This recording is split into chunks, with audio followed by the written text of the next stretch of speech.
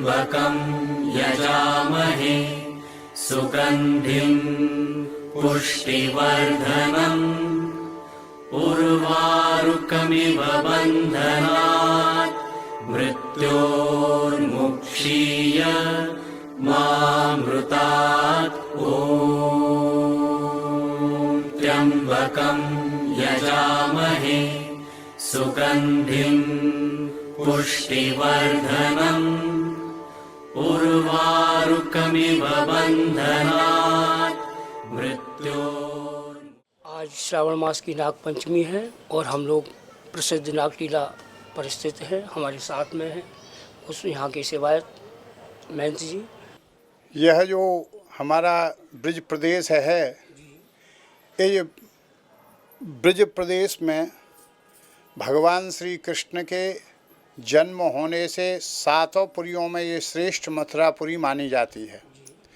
मथुरापुरी के विषय में ऐसा आया है कि पुरन में पुरी मधपुरी सीन पुरी को वरुणी वाराह मुक्त धरणी धराए से चार मुक्त दाता फल चारण की माता रच रची है विधाता वेद भेदन के पाए से पिपलेश्वर रंगेश्वर भूतेश्वर गोकर्ण आद केशव देव दीर्घ विष्णु शोभा सरसाए सो मिटे भ्रम भ्रांत बढ़ावे देह दिव्य कांत और शांत मन होत श्री विश्रांत घाट नहाए से।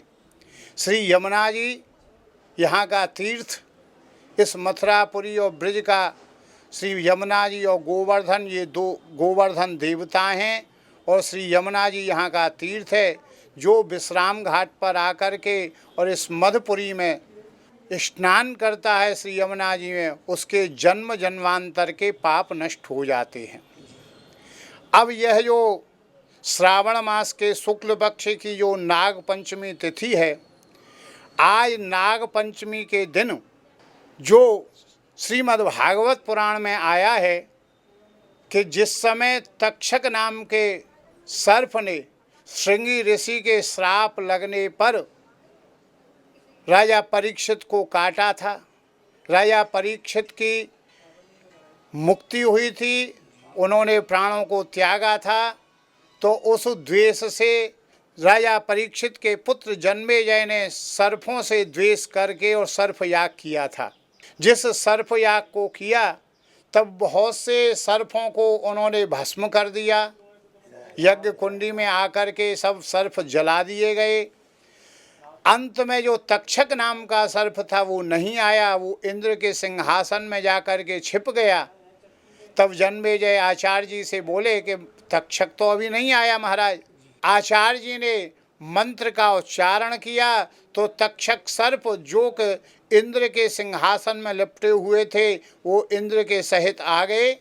उसी समय ब्रह्मा जी और मनु जी यहाँ पर आए और उन्होंने कहा, बेटा यमुनेजय, ये काल की गति है, तेरे पिता की सर्प के द्वारा मृत्यु थी, इसलिए वो तेरा पिता तो मृत्यु को प्राप्त हो गया।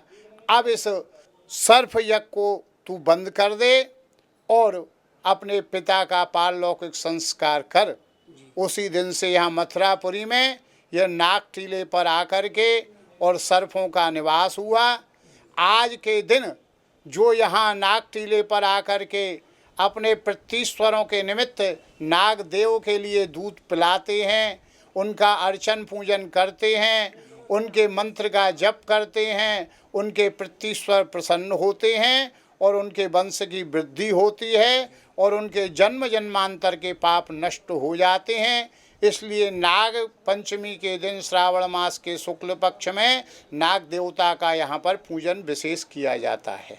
ब्रज भूमि हमारी संपूर्ण विश्व में एक अलौकिक इसकी महिमा है।